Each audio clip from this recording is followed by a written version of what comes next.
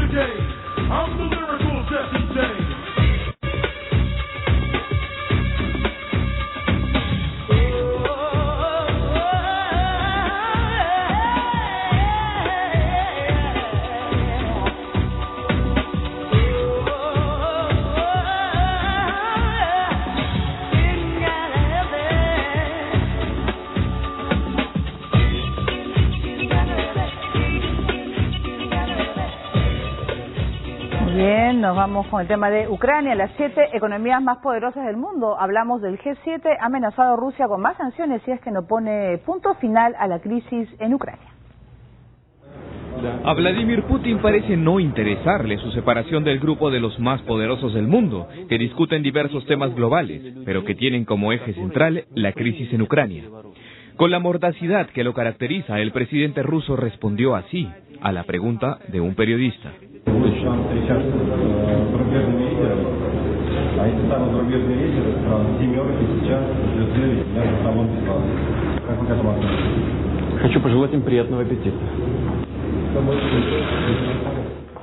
Y es que en la reunión del llamado G7, los líderes de Alemania, Canadá, Estados Unidos, Francia, Italia, Japón y Reino Unido no solo han tratado temas financieros, energéticos y de medio ambiente, sino también las diversas acciones a tomar, con el objetivo de ayudar a Ucrania a mitigar la crisis.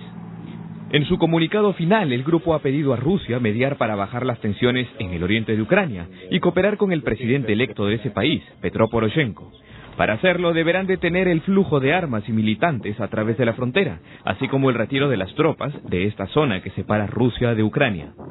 Sin embargo, el primer ministro ruso Dmitry Medvedev calificó de cinismo sin límite el apoyo del G7 a las operaciones militares que emprende el gobierno ucraniano contra los separatistas del Oriente. Pese a esto, lo que ha hecho el Grupo de los 7 es casi una orden para el Kremlin, ya que las recomendaciones han venido también con una amenaza de aplicar más sanciones contra Rusia, si es que Moscú no cambia su actitud respecto a Ucrania. Según el presidente Putin, la única forma de parar todo este conflicto es con diálogo, y esto solo puede hacerlo el nuevo mandatario Petro Poroshenko, con quien no descartó reunirse durante la conmemoración por los 70 años del desembarco en Normandía. Mientras tanto, en la región ucraniana de Donetsk han continuado los operativos militares cerca de un puesto de control en Krasny Liman.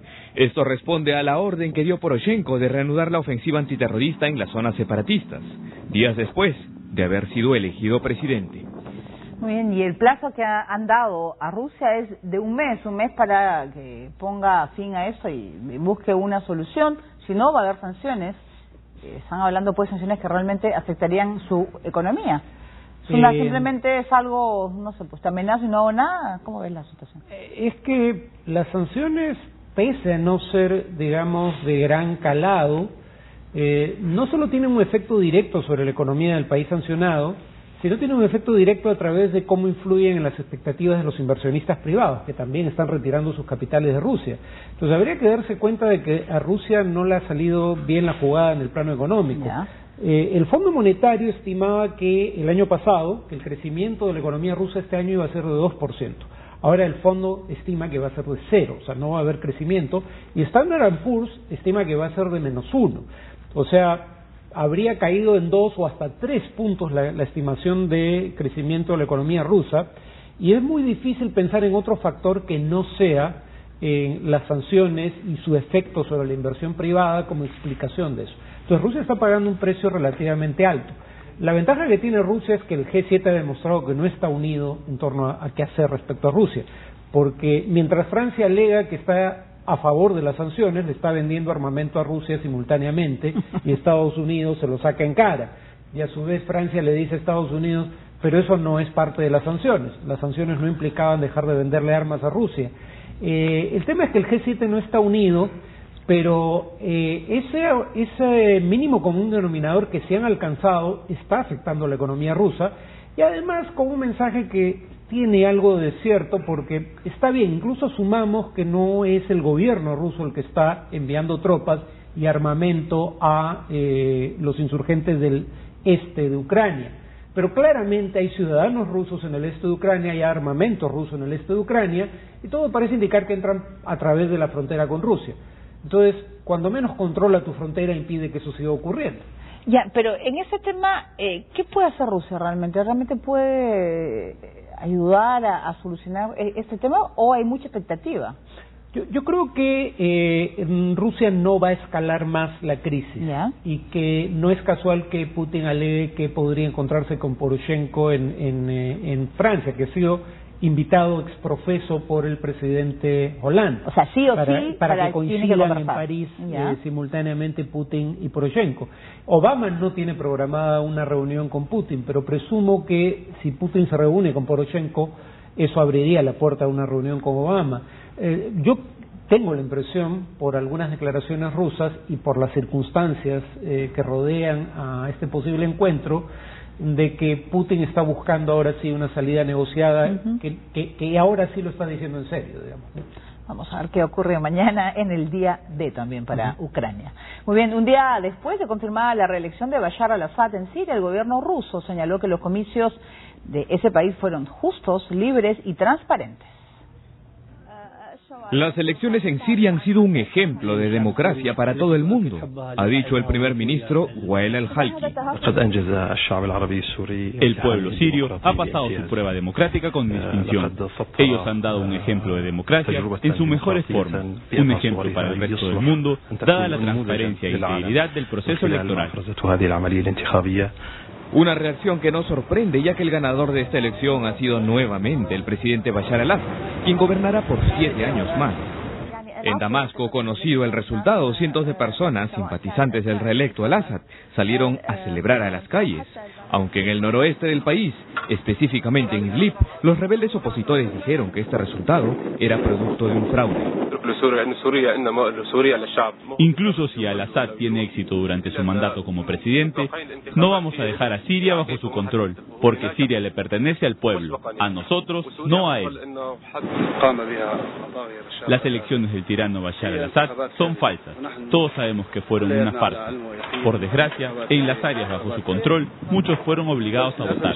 Por eso, obtuvo el 88% de los votos. Los líderes del grupo de los 7 también han calificado de farsa las elecciones presidenciales, señalando que no hay futuro en Siria para Bashar al-Assad. Además, expresaron su respaldo al Acuerdo de Ginebra, que propone un gobierno de transición para lograr un país unido y democrático. Por el contrario, Rusia ha señalado que estas elecciones han sido justas, libres y transparentes, y ha criticado también a todos aquellos países que denunciaron la votación y la calificaron de ilegítima o falsa.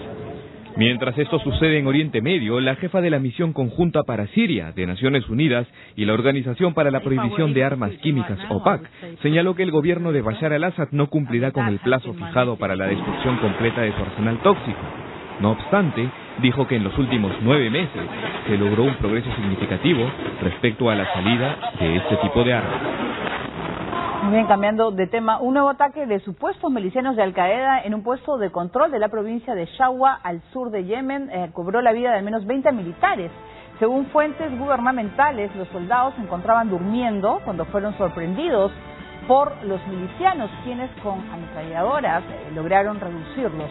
Estos atentados se dan luego que el gobierno del presidente Abdullah Mansur Hadi le declarara la guerra a Al-Qaeda, agrupación terrorista que lidera el egipcio Ayman al-Zawahiri y que ha tomado el control de la península arábica de soberanía yemení.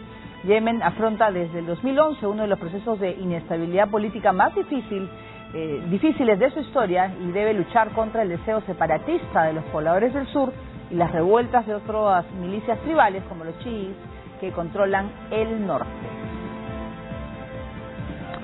Bien, y en respuesta a la formación de un gobierno de unidad palestino con Hamas y Al-Fatah, Israel autorizó la construcción de viviendas en colonias de Cisjordania y Jerusalén Este. La reacción del régimen israelí a la formación de un gobierno de unidad palestino entre Hamas y Al-Fatah es el anuncio de última hora de la construcción de más de 1.500 viviendas en asentamientos en Cisjordania y Jerusalén Oriental.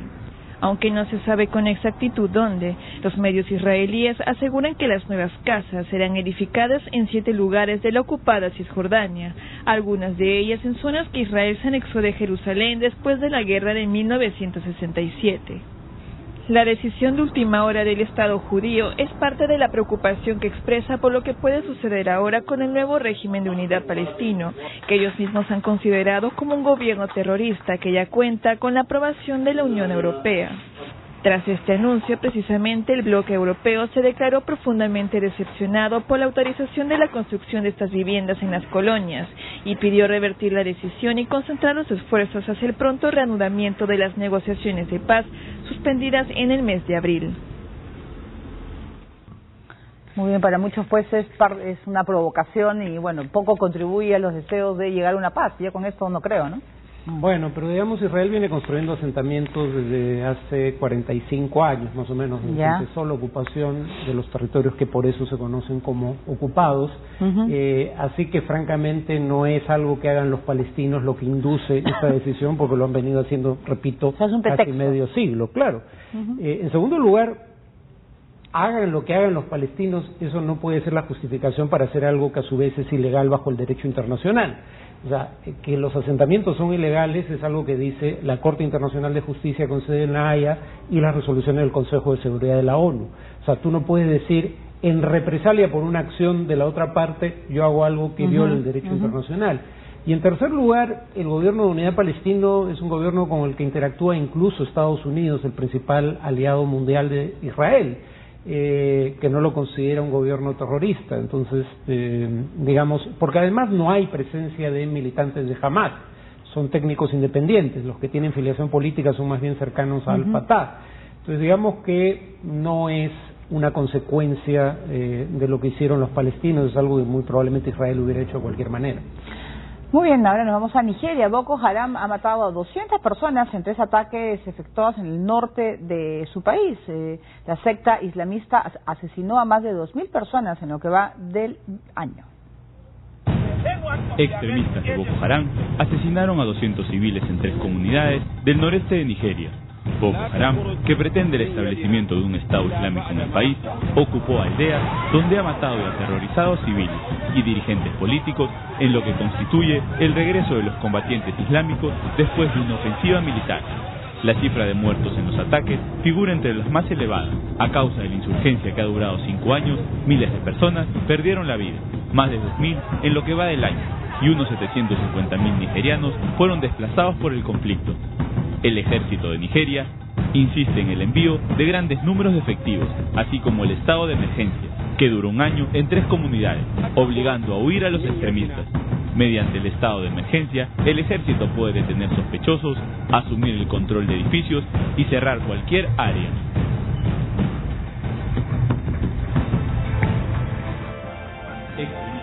Muy bien, y nosotros vamos a hacer una pausa y vamos a regresar con todos los detalles del día de hace 70 años, el desembarco en Normandía, en Francia, que significó el principio del fin de la Segunda Guerra Mundial.